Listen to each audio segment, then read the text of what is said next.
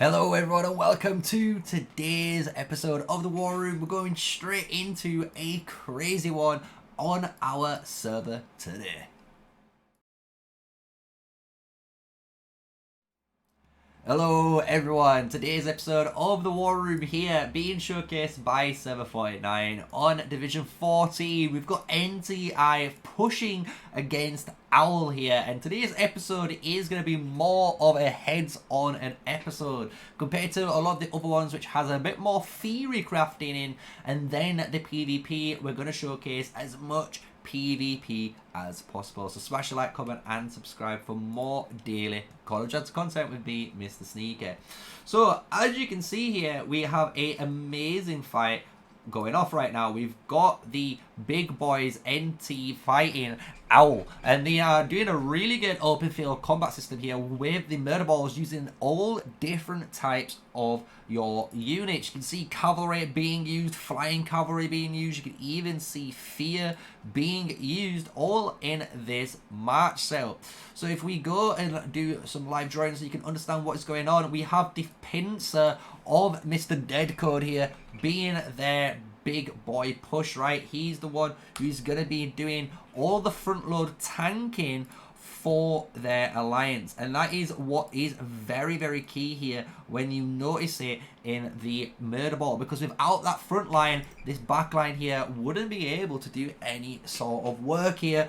But you can see the amount of AoE damage being dealt considerably by NT using their AoE against them. You can see this is almost looking like a even fight, but in my eyes I can already see NT have the advantage here already coming into this fight, and the reason is because of the way these guys have clustered up. You can see the NT murder ball here is honestly in two different sections. You've got one section here, and then you have your second section located here. So you can see that if you target here, you're only going to hit a certain amount, meaning these guys can now target you without taking random AoE damage. So you need to split up, compared to the Owl Allowance, who have all of their main units all in this big wall and located in this circle. They are all getting hit trying to target this unit. So you can see a really good bit of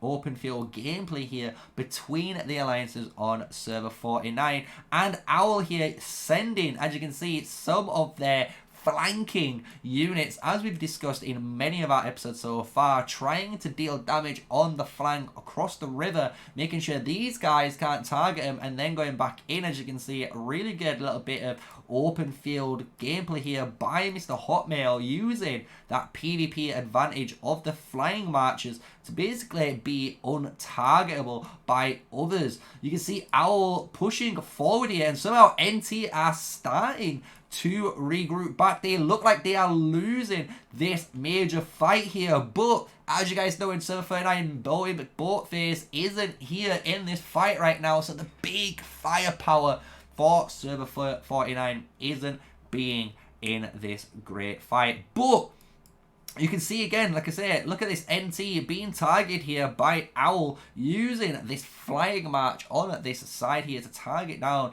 Bakis here, and it's a really good structure. And actually NT are struggling, and Owl proving me wrong here. They have the pure damage and health to keep pushing, where it looked like NT were in more of a finer position here. Maybe they are going on a more of a retreative run. Why? Because they are closer to their zone. This line right here is their zone, guys. So if they can fight on their zone, they're going to gain that alliance territory buffs, as you can imagine they're going to be able to use. So Boy McBoatface is now in the fight. You can see him using a Syndrion Ffraegar machine gun DPS march here, and if he gets targeted, which he's starting to get targeted now, you can see how quick this match honestly does get melted. That is the one thing with Syndrion Ffraegar, he isn't that tanky compared to a lot of the other matches that are located in this game. You can see here a bunch of the Lilias and Nikos being used here on the left side by Owl, basically targeting down on the left side of the NT, providing that focused fire here onto these troops, allowing basically the NT guys to run backwards, and by running backwards it's allowing Owl's main line now to push forward. So you can see this two-pronged attack moving together and working up beautifully here for a nice bit of open field gameplay. And boy, Buckface just got absolutely melted there with his back sheet, and the reinforcements by Owl coming in, teleports coming straight in from this flag that they've been able to build. And you can see that they're trying to push it even further because they're trying to keep building even further. That's allowing them to be just within grasps of the MT Alliance. So you can see the big boys here, Scar, Orbital Drop Squad here, ODST, Halo style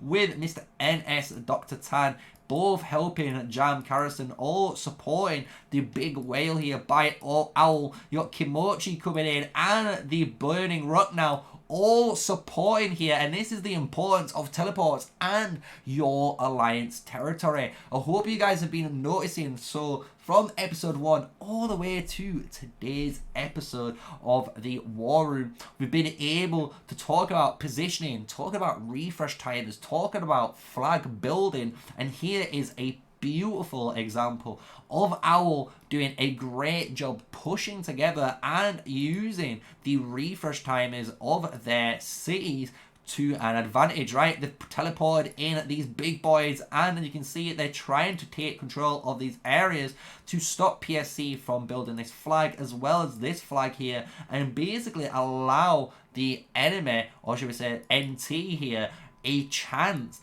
to potentially go on the defensive, right? Because if we zoom in, you can see Owl still pushing NT back, but when we zoom out, you can see the battle zone, and this is where we're going to showcase what's been going on for them. You've got the 3 major cities that have just teleported in right now, and they're targeting the flag located here.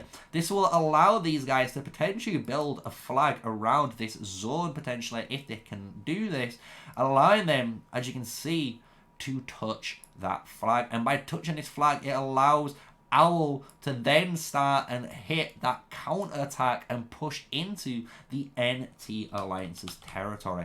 Nice little summary of what could potentially happen. I'm not saying that is what's going to happen, guys. Just remember, this is the War Room. We are here just to analyze and create a nice analytic educational video every single time. But Owl showcasing their forces here, proving me wrong with that initial push on their murder balls, showcasing how they are the stronger alliance in that open field combat scenario, and hopefully taught you guys a little bit more in today's episode. So if you enjoyed today's episode with Owl on Server 49, I hope you have. We've got plenty of more footage coming from Server 49 and the War Room episodes, giving you guys all of our educational needs for PvP combat in Call of Dragons. So smash a like, comment, and subscribe for more daily Call of Dragons content with me, MrSneakyy. And until then, stay safe, stay sneaky, and peace out.